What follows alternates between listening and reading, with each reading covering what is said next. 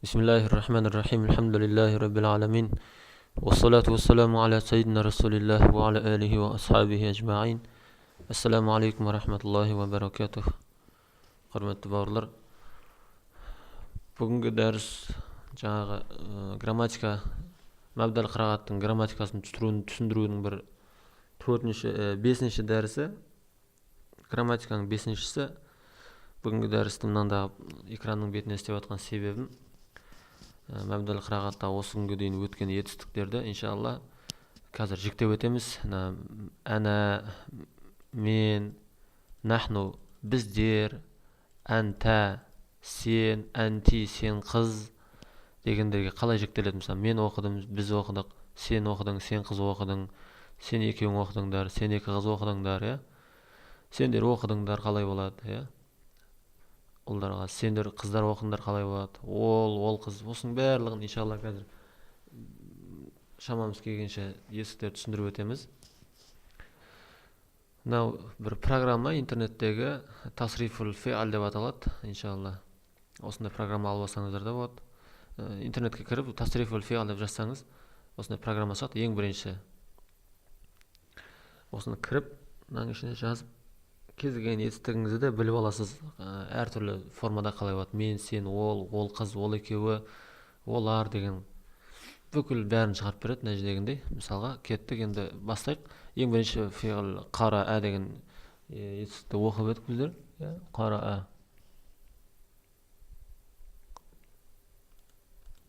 қара етістігін оқыдық ең бірінші, бірақ мына жерде мұдариқ мансуб деген бізге керек емес.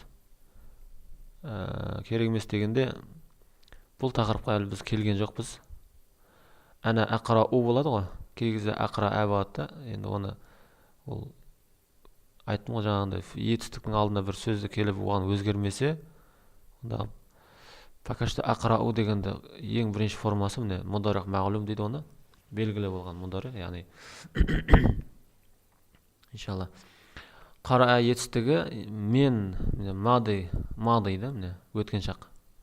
Мен оқыдым қалай болады? Қара ту болады. Біздер оқыдық қалай болады? Қара нә болады. Сен оқыдың қара тә болады. Сен қыз оқыдың қара ти болады. Сен екеуің әнтума деген сен екеуің болады. Әнтума деген бұл біз өткен жоқпыз, бірақ алда уақытта келеді, біліп алыңыздар. Әнтума деген сен екеуің. Қара тума болады. Қара тума. Әнтума муаннас, муаннас женский род деген сөз, муаннас. Яғни сен екі ұл, сен екі қыз деген сөз ғой. Сен екі қыз оқыдыңдар қалай болады? Қаратума екеуі бірдей болады. Екеуі бірдей болады. Әнтум сендер оқыдыңдар, қаратум болады. Қаратум. Әнтунна, қаратунна. Әнтунна деген сендер қыздар. Сендер ұлдар еді ғой. Сендер, бірақ ер тегінде. Сендер әйел тегінде. Сендер әйелдер, яғни сендер қыздар оқыдыңдар. Қаратунна болады. Қаратунна. Хуа деген ол жағына, хуа қара ол оқыды. Хия қара ол қыз оқыды қара Хума ол екеуі қара Хума ол екеуі, бірақ әйел тегіндегі ол екеуі, ол екі қыз оқыды. Ол екі қыз оқыды. Қара болады. Қара кішкене өзгеше болады. Қара болса, қара болады. Яғни бір қыз оқыды қара қой. Екі қыз оқыса, осы тән сол жіберісті қара емес, қара болады. Сол жіберіс қара Олар оқыды қара және олар қыздар оқыды қара нә. Қара нә. Бұл енді өткен шағы ғой. Осы шағы мен оқыдым ақрау, мен оқимын, мен оқимын ақрау, біз оқимыз нақрау, сен оқисың тақрау, сен қыз оқисың, сен қыз оқисың деген қалай болады? Тақраина болады. Тақраина міне тұр. Одан кейін сен екеуің оқисыңдар тақраани, сен екі қыз оқисыңдар. Ол да тақраани болады, екеуі бірдей болады. Сендер оқисыңдар, міне сендер ұлдар оқисыңдар. Тақрауна, сендер қыздар оқисыңдар, сендер қыздар оқисыңдар. Тақрана, әнтунна тақрана, сендер қыздар оқисыңдар. Енді ол оқиды, хуа яқрау, ол қыз оқиды, хия тақрау, өткен сабақта ғана өттік, тақрау болып оқылады, хия Ол екеуі оқиды. Ол екеуі оқиды. Яқраәни. Ол екі қыз оқиды. Тақраәни болады. Ол екі қыз оқиды. Тақраәни. Олар ұлдар оқиды. Яқрауна. Яқрауна. Олар қыздар оқиды. Яқрана. Яқрана болады. Яқрана.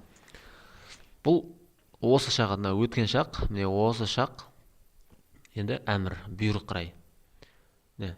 Бұйрықты кім көресіз? Маған мен оқы, сен оқы, біздер оқы деп айтпайсыз ғой. Сен оқы, сен қыз оқы, сен екеуің оқы, сен екі қыз оқы, сендер оқыңдар, сендер қыздар оқыңдар деп айтасыз ғой бұйрықты. Көрдіңіз бе? Енді сен оқы деген иқра болады. Сен қыз оқы деп бұйырсаңыз, иқраи деп айтасыз. Сен екеуің бәрібір ұл ма қыз ба екеуі бірдей ғой. Екеуі бірдей. Екеуі бірдей.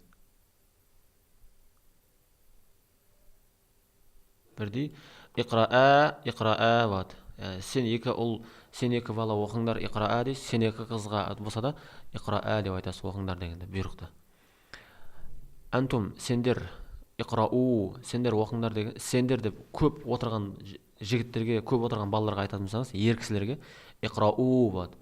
Сабақтарыңды оқыңдар деген. Иқрау дурусакум. Антунна, сендер қыздар, енді көп қыздарға бұйрық беретін болсаңыз, оқыңдар деп қыздарға айтатын болсаңыз, иқрана. Иқрана деп айтасыз. Бұл қараа деген етістігеді, иншалла. Енді бұдан басқа етістіктерді фахима деген етістік өтейік, иншалла осыдан кейін. Енді мына жерде фахима деген етістік. Фахима деген етістік бұл жерде тағы да сол тура сондай формада, тура сондай бұйрықтар, не? Енді мен түсіндім, фахимту, біз түсіндік фахимна, сен түсіндің фахимта балаға, сен қыз түсіндің фахимти, сен екеуің түсіндіңдер фахимтума, екеуі бірдей. Сендер түсіндіңдер фахимтум ұлдарға, сендер қыздар түсіндіңдер фахимтунна. Ол түсінді фахима, ол қыз түсінді фахимат, ол екеуі ұл бала түсінді фахима, ол екі қыз түсінді фахимата болады, фахимата. Олар ұлдар түсінді фахиму, олар қыздар түсінді фахимна. Фахимна, олар қыздар түсінді. Енді так өткен шақыды ғой, енді осы шақ мұдариқ. Мен түсінем афхаму, мен ана афхаму, біз түсінеміз нафхаму, сен түсінесің тафхаму, сен қыз түсінесің тафхамина, тақраина деген сияқты, тактубина, тадхулина деген сияқты кете береді. Тафхамина, сен қыз түсінесің, сен екеуің түсінесіңдер тафхамани, екеуі де бірдей болады. Сен екі қыз түсінесің, немесе сен екі ұл түсінесің, екеуіне бірдей болады. Екі қызға, екі ұлға тафхамани болады. Сендер түсінесіңдер, немесе түсініп жатсыңдар, тафхамуна, сендер қыздар міне. Қарап отырсыздар ғой, нәжде. Бұлай кетеді міне. Мысалы, мен дейді да нәжде, мен түсінем, ана афхаму міне. Нахну нафхаму. Анта тафхаму міне. Сен түсінесің. Сен қыз тафхамина, сен қыз түсінесің. Сен екеуің тафхамани түсінесің, екеуі де бірдей. Сен екеуің, ұлға қызға бірдей. Сендер тафхамуна түсінесіңдер.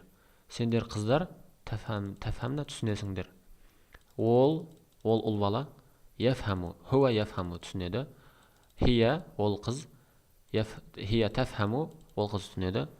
Хума, ұл балаларға хума яфхамани, ол екеуі түсінеді ұл балаларға.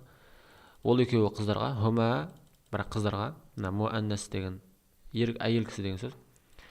Хума, қызға тафхамани, екі ұлға, ол екі ұл түсінеді, яфхамани еді, ол яфхамани, ал тафхамани.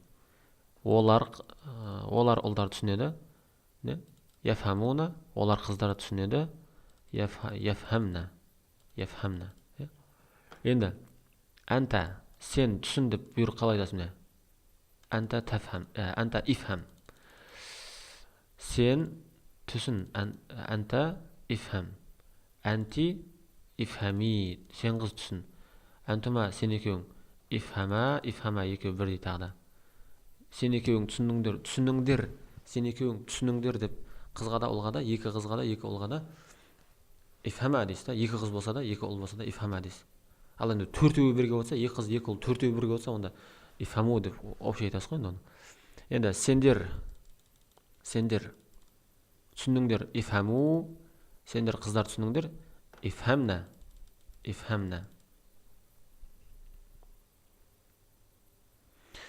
Міне бауырлар, осы бұл жаңағы нені, бұл мына сайтты қазір сіздерге көрсетейін, қалай қолданатынын. Бұл өте қолайлы сайт, өте қолайлы. Бұл сайт мына жерде міне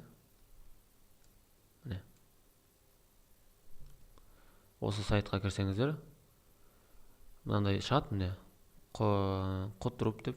Енді мына жерге, осы жерге өзіңіздің етістігіңізді жазасыз. Мысалға келесі етістік біздерде дахала еді да. Дахала деп жаздыңыз ба? Мынаны басасыз. Мына жерде міне саррифил фиғл деп басасыз да. Кетті. Сәл күтесіз. Пайда болды, міне астына түсіресіз. Астына түсіресіз де болды. Әна, тағы да айтам, мына жерде мыналарды өткен жоқпыз біздер. Наны, муаккатты өткен жоқпыз. Наны өткен жоқпыз. Осында мәжзумды өткен жоқпыз.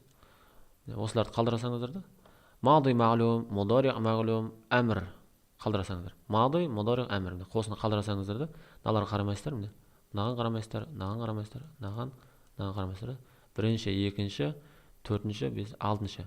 1, 2, 4, 6-ға қарамайсыздар да, қалғандарын мади мағлум, мудари мағлум, әмір, осы үшеуін қарап, кез келген етсіңіз бөліп ала бересіз. Му деп тұрған, миммен отырған, ол муаннас әйел тегі деген сөз. Әйел тегі. Мынау әйел тегі. Мынау әйел тегі. Көрдіңіз бе? Ерте әйел тегінде женский родта тұрған сөз. Кез келген етістікті осы жерге өткен шағын жазасыздар да, немесе осы шағын жазасыздар. Мысалға да, тағы да көрсетейін. Мысалға сабақта келеді да, яшрабу деген келеді да, мысалға. Яшрабу жазасыздар да. Яшрабу деген жазасыздар, сарриф дейсіз.